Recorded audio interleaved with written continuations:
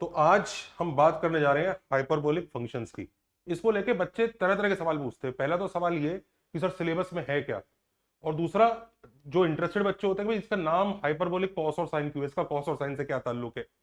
तो पहले हम ये समझते हैं कि जेई में बच्चों कुछ टॉपिक्स ऐसे होते हैं जो नाम से मेंशन नहीं होते पर उनका इनडायरेक्ट यूजेज कभी भी आ सकता है या आ भी चुका है। जैसे pole polar, radical axis, hyperbolic functions भी उसमें से एक है। रियल एनालिसिस लोग सोचते थे कभी आएगी नहीं, कभी हमें इंटरवल वगैरह इसके बारे में सोचना नहीं होगा, और इस साल देखो जेई में क्वेश्चन आया एडवांस में। प्लेन सॉल्यूशन ऑफ ट्रायंगल्स, तो कई सारी ऐसी चीजें हैं कि लोग सोचते हैं कि नहीं नहीं ये तो सिलेबस में मेंशन नहीं है। भाई सिलेबस तो 2 पेज का एक छोटा सा पीडीएफ है, उसमें उन्होंने गाइडलाइंस दे दी है। अब वो कब तक क्वेश्चंस को आसपास के एरिया से बचा के रखेंगे। रेडिकल एक्सेस का जेई एडवांस में क्वेश्चन आ चुका है। तो ये सब चीजें, उसके पहले लोग बोलते थे रेडिकल एक्सेस पढ़ने की जरूरत नहीं है। तो मैं आप लोगों को जो बता रहा हूं कि अब जैसे एक ये वाला क्वेश्चन है, ये बड़ी पॉपुलर टेस्ट में था, और ये क्वेश्चन है, एक फंक्शन दिया है ये और कहा गया इसका इनवर्स निकालो अगर एग्जिस्ट करता है। अब लुक एट दिस क्वेश्चन। ये क्वेश्चन एक बच्चा कर रहा था और लगा हुआ था, क्वेश्चन तो आसान है।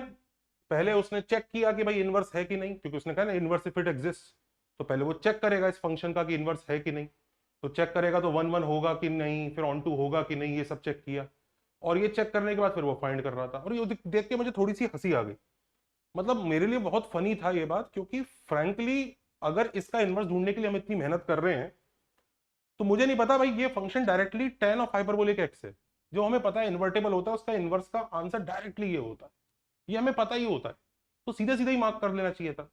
तो मैं ये नहीं कह रहा हूं कि हमें मतलब हमें इतने भी भोला और आलसी नहीं बनना है कि सामने पड़ी हुई चीज को भी हम इग्नोर कर दें।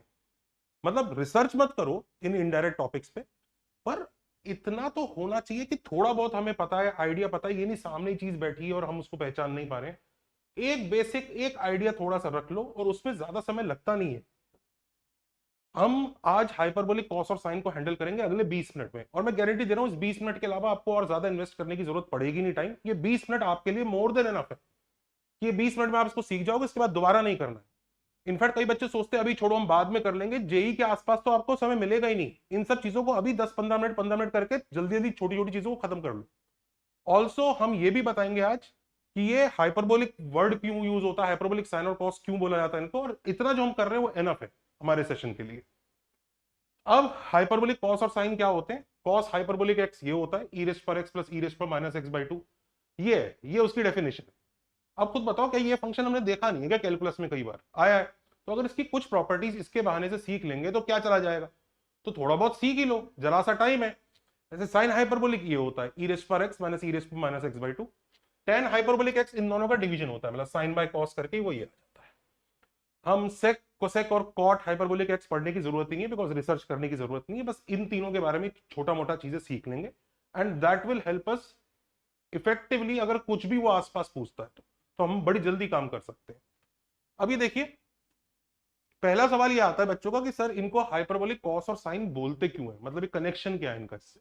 तो दो पार्ट में समझते हैं, एक वर्ड तो इसमें हाइपरबोलिक है, एक वर्ड इसमें कॉस है। ऑल्सो एक चीज ध्यान दीजिए, कई लोगों को ना ऐसी गलतफहमी हो जाती है कि कॉस एक्स ना किसी एंगल एच एक्स का कॉस है। ये कोई एंगल एच एक्स नहीं है जिसका कॉस हो रहा है, ऐसा नहीं है, ये नहीं है। एक्चुअली कॉस पूरा ही एक फंक्शन है, उसके अंदर एक्स नाम की चीज जा रही है। समझ रहे हो, तो ये कॉस ही पूरा फंक्शन है। साइन एच एक फंक्शन है, उसके अंदर एक्स जा रहा है। साइन ऑफ एच एक्स नहीं है, क्योंकि एच एक्स नाम का एंगल नहीं है। ये मत सोचो कि ये किसी एच एक्स नाम का एक एंगल होगा उसका कॉस होता होगा, ऐसा कुछ नहीं है। तो ये एक चीज समझ लेना। दूसरी चीज, इनका हाइपरबोलिक से क्या कनेक्शन है, कॉस और साइन क्या है, रीजन बताते हैं। तो देखो सबसे पहले ये हमारा, अगर इस एक्सप्रेशन को देखें तो ई रेस पर टी प्लस ई रेस पर माइनस टी बाई टू का स्क्वायर माइनस ई रेस पर टी माइनस ई रेस पर माइनस टी बाई टू का स्क्वायर इक्वल टू 1 आ जाता है। आप एक्सपैंड कर लो, ब्रैकेट खोल लो, ई रेस पर टी वाली टर्म सारी कट कटा जाएंगी और आपको 1 इक्वल टू 1 मिल जाएगा। तो इससे लोग बड़ा प्यारा रिजल्ट बोलते हैं, अरे मजा आ गया, वो तो कॉश ऑफ टी है, ये साइन एच ऑफ टी है, उन दोनों का स्क्वायर करके सब्ट्रैक्ट करके 1 आ जाता है। तो there is something that this result that people prove, और कहते हैं हाँ एक प्रॉपर्टी आ गई। बहुत बढ़िया बात है, काफी अच्छी प्रॉपर्टी है। एक्चुअल जो कॉस और साइन होते थे जो आपके वो थे, उनका cos square plus sine square 1 होता था, उसमें प्लस होता था, इसमें माइनस आ रहा है। पर ठीक है, अभी भी ऐसा कोई रीजन नहीं समझ में आ रहा है कि इनको कॉस बोला जाए, मतलब उसको ऐसे ही छोड़ देना चाहिए था। इनका कॉस और साइन से क्या कनेक्शन बनाया गया, क्यों बनाया गया।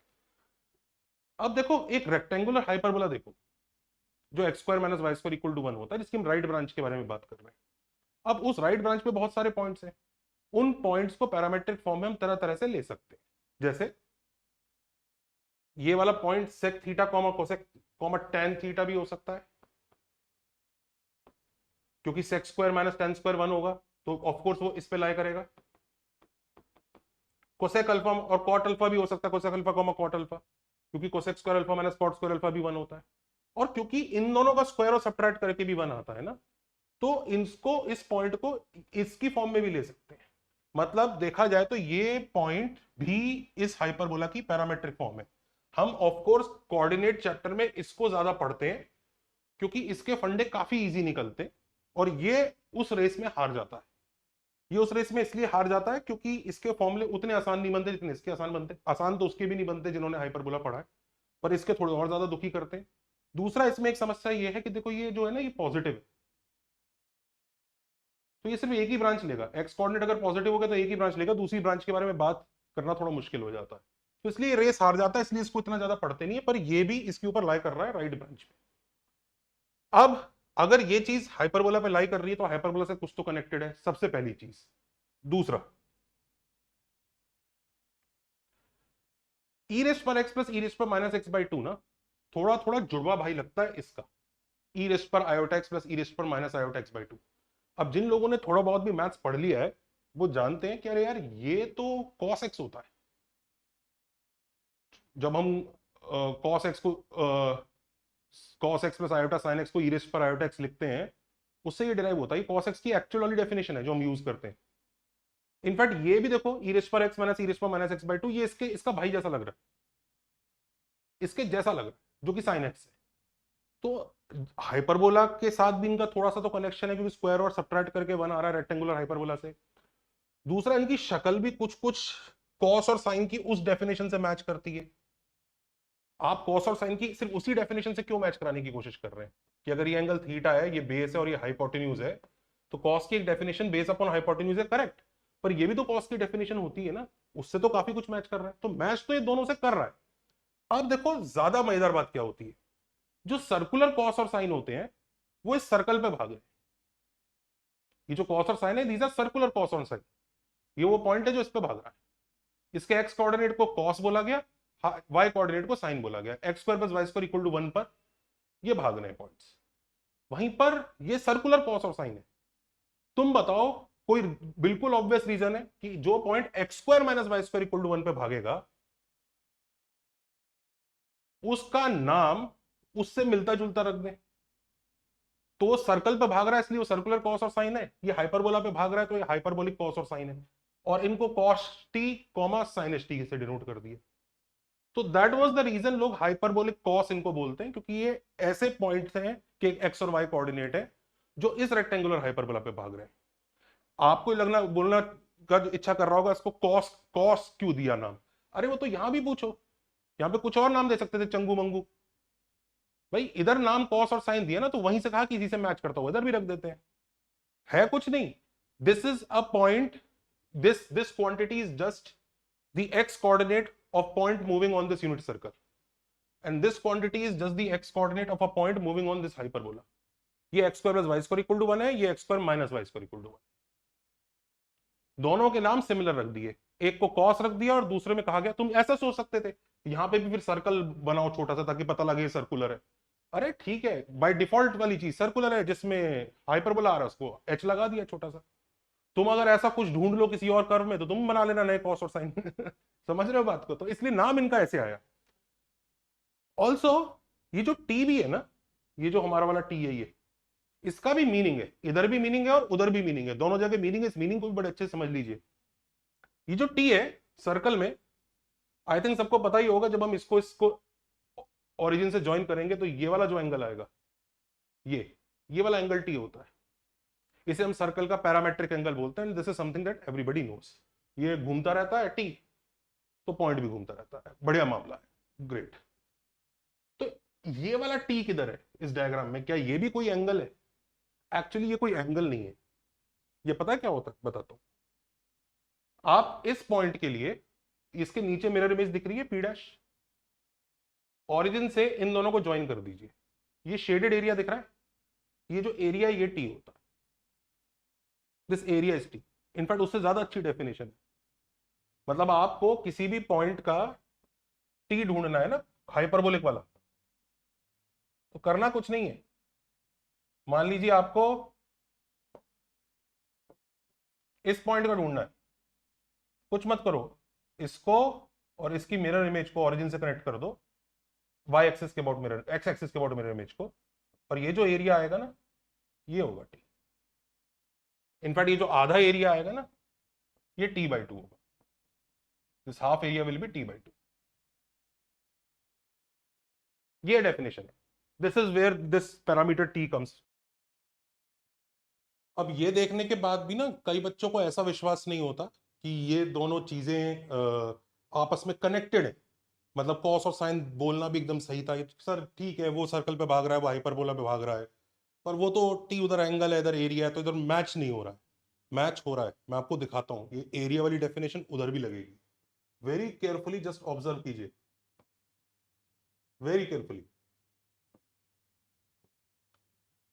आई एग्री कि आपने यहां पर T का डेफिनेशन कैसे बनाया कि उस पॉइंट की मिरर इमेज नीचे ली P डैश और ऑरिजिन से इन दोनों को ज्वाइन किया, सो सेंटर से ज्वाइन किया, तो ये जो एरिया आता है कर्व और उन दोनों रेज के बीच में ये आपका T है। एक्चुअली देखा जाए तो मॉड T होता है, क्योंकि T नेगेटिव भी हो सकता है नीचे, बट ठीक है T है। वही काम आप यहां पे भी कर सकते हैं, वही काम आप यहां पे भी कर सकते हैं, दिखाता हूं। आप जैसे ही पॉइंट P की इमेज नीचे लेंगे ना P डैश, ये रही P डैश, और ऑरिजिन से इन दोनों को ज्वाइन यानी सेंटर से ज्वाइन करेंगे, अब कर्व और इन दोनों रेज के बीच में जो एरिया आएगा ना वो ये आएगा, दिस फुल एरिया। और वो कितना आएगा, r²θ/2 इसका एरिया होता है। रेडियस स्क्वायर तो 1 का स्क्वायर हो गया, theta total angle double angle कितना हो जाएगा, 2t हो जाएगा। तो इधर भी वही डेफिनेशन है कि सेंटर से पॉइंट P और उसकी इमेज को ज्वाइन करती हुई रेज और कर्व के बीच में जो एरिया फंस गया है वही T है, इधर भी उधर भी। तो खुद बताओ, जब इतनी सिमिलरिटी है और कर्व भी है, स्क्वायर और स्क्वायर के बीच में रिलेशन भी है, तो क्यों नहीं नाम ऐसा रखेंगे, तो नाम तो ऐसा रखेंगे। तो आई होप सबको ये फील आ गई होगी। चलिए अब आगे चलते हैं।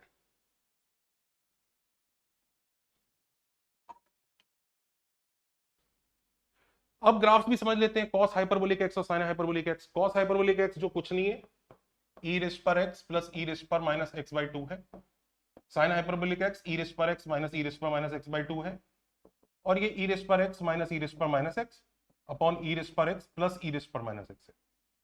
तो इन तीनों के ग्राफ हमें पता होने चाहिए। कॉस हाइपरबोलिक एक्स का ग्राफ मैंने व्हाइट कलर से बनाया है, इसकी मिनिमम वैल्यू 1 रहती है, और 1 के ऊपर ही ऐसा पैराबोलिक सा, एक्चुअली पैराबोला नहीं पर पैराबोलिक सा ऊपर चला जाता है। वहीं साइन हाइपरबोलिक एक्स का ग्राफ ना थोड़ा थोड़ा टैन की ब्रांच जैसा दिखता है, ऐसा, और ऐसे ऊपर चला जाएगा। कोई वर्टिकल एसिम्टोट नहीं है, बस ऐसे चलता जाएगा। एक्स देखा जाए तो थोड़ा थोड़ा एक्स क्यूब जैसा भी ग्राफ है, लेकिन यहां पर स्लोप इसका 0 नहीं आएगा, तो ऐसा है इंक्रीज करता हुआ। वहीं जो tan h x है ना, उसका ग्राफ कुछ कुछ tan इनवर्स x जैसा ग्राफ होता है। वो -π/2 to π/2 होता था और एसिम्टोट बनाता था ना, ये -1 to 1 होता है और एसिम्टोट बनती है। ये तीनों ग्राफ अच्छे से नोट कर लो और ये हमें पता होने चाहिए। इनफैक्ट इनकी ये प्रॉपर्टी देख लो कि cos हाइपरबोलिक x कुछ नहीं है, ये है जो एक इवन फंक्शन है, डोमेन उसकी r है और रेंज 1 to इंफिनिटी होती है, और बाय डिफॉल्ट ये इन्वर्टेबल नहीं होता, क्योंकि तुम देख रख सकते हो मैनी वन फंक्शन है। पर हाँ, एक पार्ट पॉजिटिव एक्स वाला लेके आप इन्वर्ट कर सकते हो, पर उसको ज्यादा पढ़ने की जरूरत नहीं है।